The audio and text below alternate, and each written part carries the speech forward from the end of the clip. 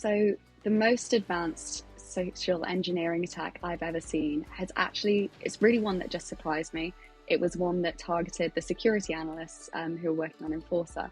So an end user had actually changed the name of firm-related documents to relate to funeral plans or eulogy in an effort to bypass the sensitivity algorithm, which was not successful.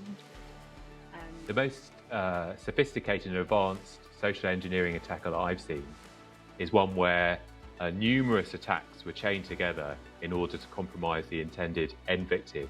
So by that I mean one organization was attacked and compromised using social engineering techniques in order to compromise a second organization, in order to compromise a third organization, to ultimately compromise the fourth organization in the chain.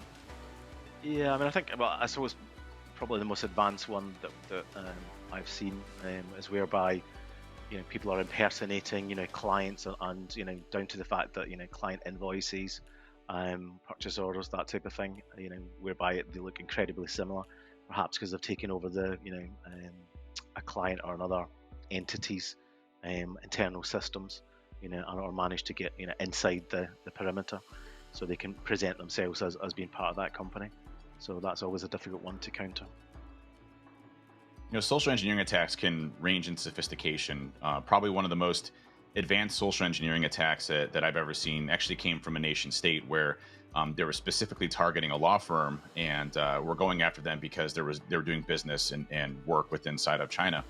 And in this specific case, they targeted one individual within the organization using a zero-day, which is a undiscovered vulnerability that hasn't been identified before, and had gotten access to this one individual, and from there, spread across the entire network. And it was all through, coming through their social media presence, understanding who they are as an individual, their position and title within the organization.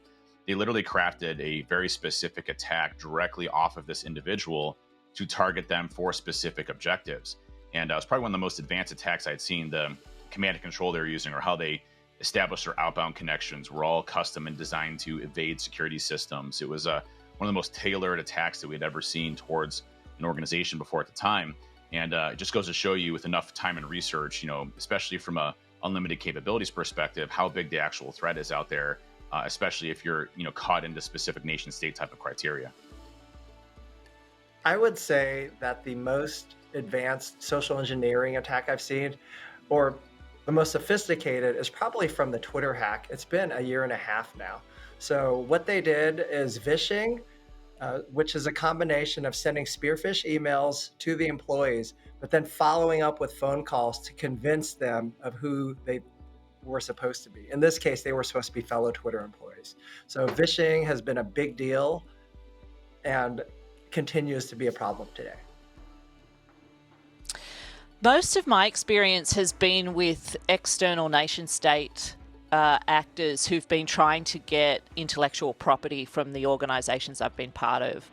And I would like to tell you that there's this super secret squirrel technology thing that they did, but really it was more around social engineering. So documented cases, for example, of taking research that academics have done, packaging it up in a really nice email saying, hey, I've read your stuff and I'd really like to be able to have you answer some questions about it, and they package that document back up with some malware and email it back to the academic, and there you go. So not particularly technically rigorous, actually, but definitely from a social engineering perspective, hitting all the right buttons, and really hard to defend against. So the most advanced social engineering attack that I've ever seen, I didn't see this one in person, but somebody just shared this story with me, and it was insane.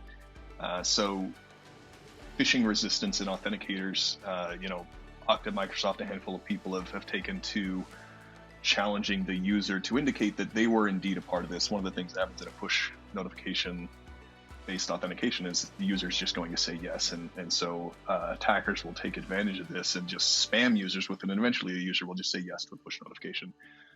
So to insert phishing resistance, they wanted to show some proof of knowledge. Show me the number that's on this login screen, and the latest breach, they had actually man in the middle of the entire chain and were relaying all of that information back and forth with a very, very sophisticated page. It was over the top.